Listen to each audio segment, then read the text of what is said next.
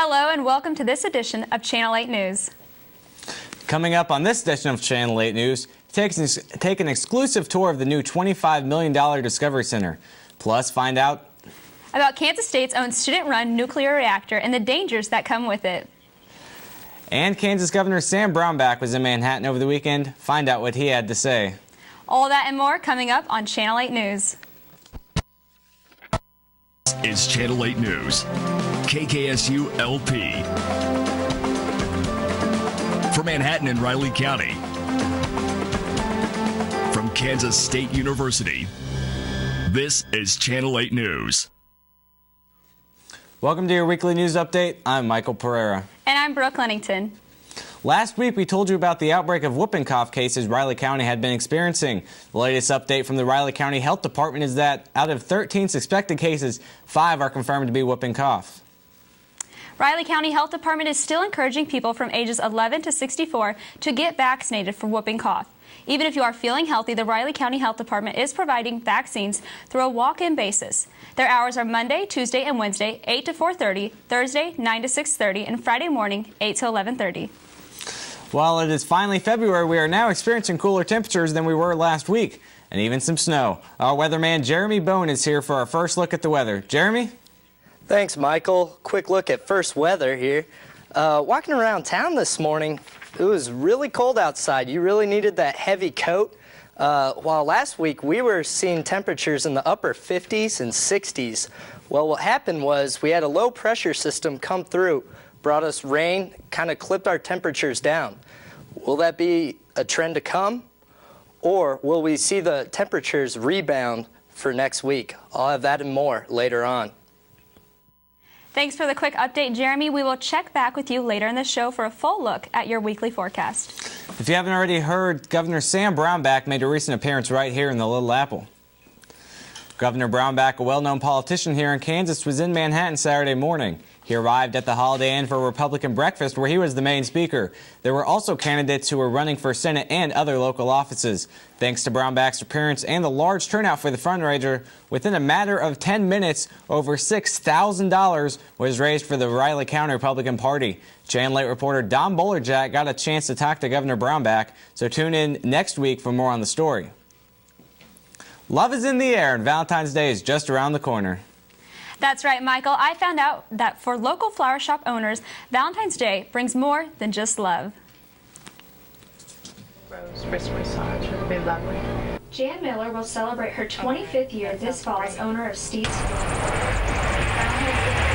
It takes a long time to get ready. Several months of planning ahead of time, working with suppliers, going over last year's information and the year before. It's very, very valuable. Red roses, of course, are the most popular Valentine's gift, but there are many other options for what you can give for your Put out of the ground or something. Yeah. Or chocolates, stuffed animals, and another option is a mixed bouquet of roses. They're mixed colors, which is, like I say, they're starting to become a little more popular, even over the traditional red sometimes. Orders have been flooding in. Come in until the last hour. I think they all say it requires a lot of people and time to be ready for Valentine's Day. Our design crew is very talented, has many years of experience.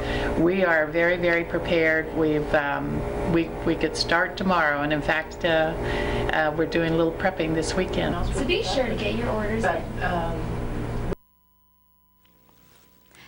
In fact, nearly 20% of Steve's total flower revenue comes in on Valentine's Day. Wow, that's quite a bit. I guess it's more about more than just love in that special business for some businesses. It sure is. And every day there are bright and innovative students walking in and out of Ward Hall, one of a number of engineering buildings at Kansas State University. But what is it all for? Channel 8's Don Bolerjack has more on the story. Thanks, Brooke. Kansas State University has many successful colleges that are improving the practices of higher education and research. And one of them is the College of Engineering and their nuclear reactor. But what exactly does this reactor do? And is it safe? Manhattan, Kansas, home to many academic programs, but one stands out above the rest, the College of Engineering. It's known for having a number of nuclear laboratories, as well as Kansas State's own nuclear reactor located on campus. I'm here at Ward Hall, where the Kansas State nuclear facility is located. I got a chance to sit down with a few facility staff members to talk about what exactly goes on in this facility. Well, basically, this reactor is a machine to sustain a fission chain reaction. We have a lattice of uranium-based nuclear fuel, and then we have control rods, and the control rods absorb neutrons being produced by the fuel. We don't use our reactor to produce electrical power. What we use our reactor for is to produce neutrons for use in research. All these experiments are done within the control room, where full-time licensed workers and even graduate students operate the machinery. All right, 3, 2, 1, hold. With the testing and even the earthquake that hit not too long ago, a question that might be on people's minds is this reactor a danger to the people in Manhattan? Well, it's hard to imagine a natural disaster that could affect this facility in a way that would actually be a risk for people in the community. But natural disasters haven't been the only issue dealt with. In January of last year, there was a high amount of radiation that leaked within the building. And one of the men I interviewed was directly affected by it. The exposure I received was about the same as the CT scan. So long term, not really a concern. As far as administratively, I would say that was the biggest incident we've had at K-State in quite some time. Though this is a fully functional reactor, it is safer than others because it's only used for research and not to generate actual power. Back to you guys. Thanks, Don, for the insight on something here at Kansas State University that many of us may not know about.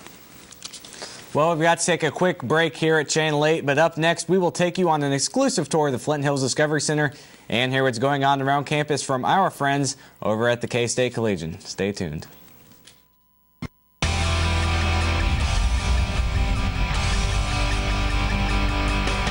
Keep saying we laugh just a little too loud. When we came to exist on our own, then why can't the world fill me up? I wonder where I got the hunger from. Each day I pray God makes a way. If I die broke, I will still be glad, because I know I live my life His way. How do you think it went? Awesomely. I play guitar and sing and stuff, so I actually came out with an album, so I'm kind of trying to find out ways to promote it. I think I did good. I hope I did good. Bow out, go. Now I said bow out and leave. I said take your stuff and go, 'cause you're not for me, no. There's not a doubt in my mind that I will be something.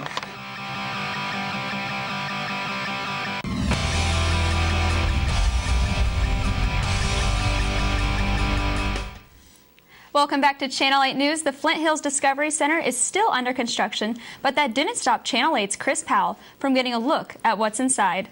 Did it, Chris? No, it didn't, Brooke. Here's the tour I got from Director Bob Workman of what visitors will see on April 14th when it opens. The Flint Hills Discovery Center is a $25 million attraction to the Manhattan area. After arriving, I immediately could tell this will be an important part of the Manhattan community. So I asked Director Bob Workman how it will impact Manhattan the second doors are open.